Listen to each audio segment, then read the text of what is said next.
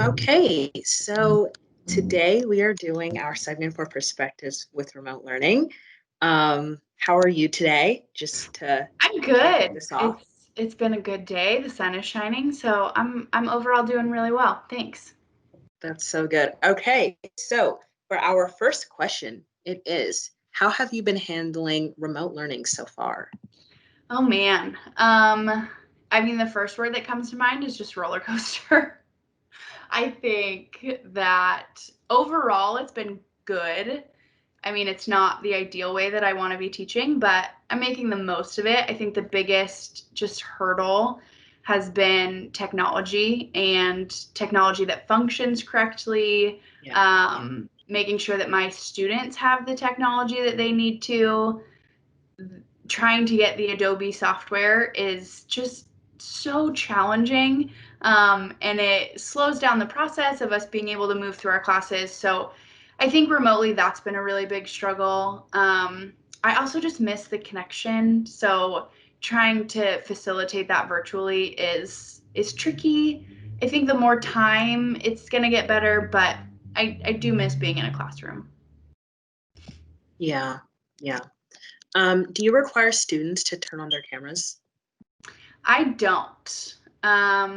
I have kind of told them we'll work up to it. We're going to start doing stuff in smaller groups, and I will ask them to do that at that point just so that I can see them and they can see each other. But in the big group setting and when they come in, I'm not a huge stickler for it. I know that everybody's situation and circumstances and environment is just different. And so I want to be mindful. And I think there's so much stress around remote learning in general that For if I can sure. eliminate that added stress of, oh, I have to turn on my camera, I'm not feeling it today, like I don't mind. But I think as we start to get more comfortable, and again, like I said, working in those small groups, I'm going to prompt a little bit more and hope that they turn on their cameras and kind of come out of their shells. So, Yeah, I think that's a great way to kind of lead into it. yeah. Um, with you being a big part of Yearbook, how do you think Yearbook will look do you think Yearbook will look different this year?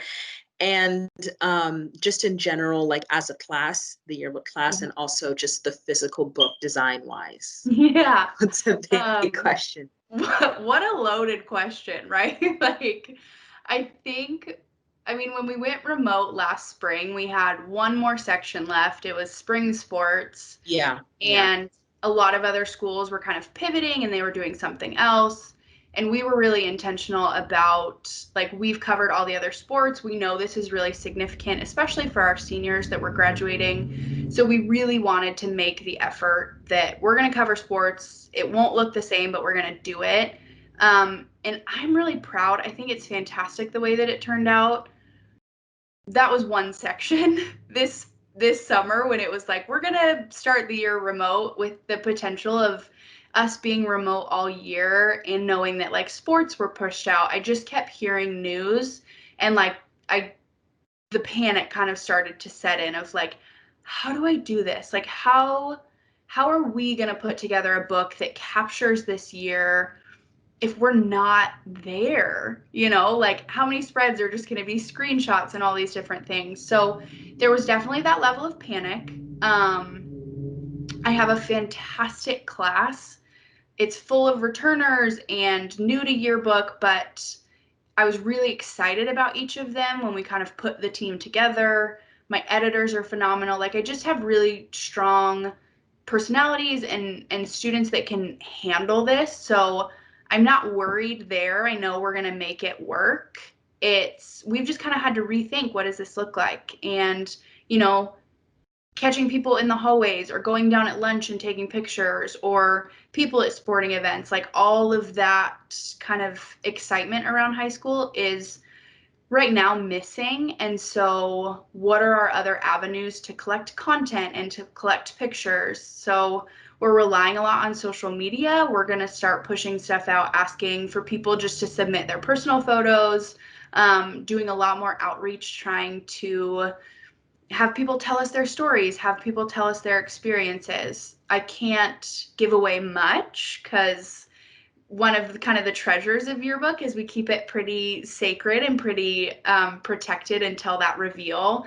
But we have a really cool theme and just a really cool vibe that I think is going to help capture this season, communicate the story of remote learning and all of those aspects. So it's not without its challenges, but I think we're going to be able to pull it off. And fingers crossed, there's a really fantastic book that people are excited about come June. So, yeah.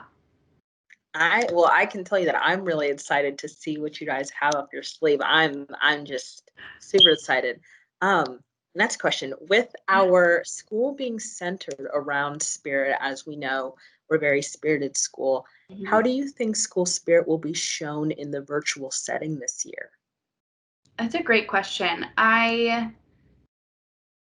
mean, one of the first things that I think I experienced when I came to LW was the excitement at assemblies and the senior overalls. Like those two things just grabbed me, and I was like, wow, like these are big traditions. And like even at assemblies, people getting excited for like the drum line and all this different kind of excitement around the different aspects of our school. I don't feel like you see that a lot, and that's really not the case here.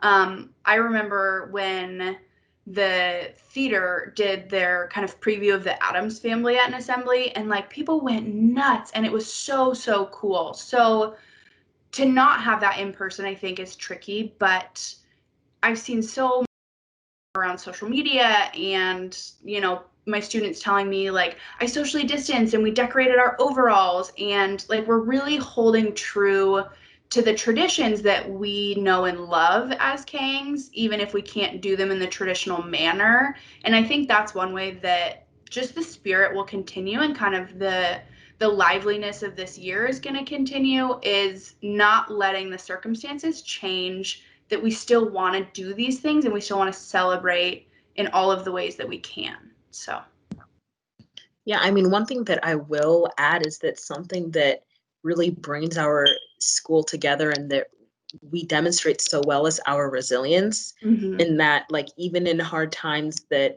we can still show our school spirit as a school. We can still demonstrate that excitement, and I feel like a lot of students really displayed that very well, and I can say that that's pretty amazing. Yeah. Last question. When we do end up physically going back to school, what do you think one important thing students should take away from this whole experience? Oh my gosh. I think the way it's kind of shaken up their normal routine, right? Like self-care is super big to me, and I will always advocate for that, and just being mindful of how are you caring for yourself and creating boundaries and all that good stuff. But I think so often, because of how early school started and just really treasuring sleep and kind of all these things, I would hear so many stories of like, I didn't eat breakfast, I ran out of my house, like the morning was a mad dash. And in this remote season, as weird as it is, I've heard more stories from my students of like, I took the time and made a really great breakfast this morning, or I was able to sleep in and kind of like slow my morning down. And I think just remembering that, and that when we do go back in person, we don't have to automatically jump back in to this like rush, like I gotta go, I gotta do this, I gotta do this, I gotta do this, but kind of embracing the way that remote learning and quarantine in general has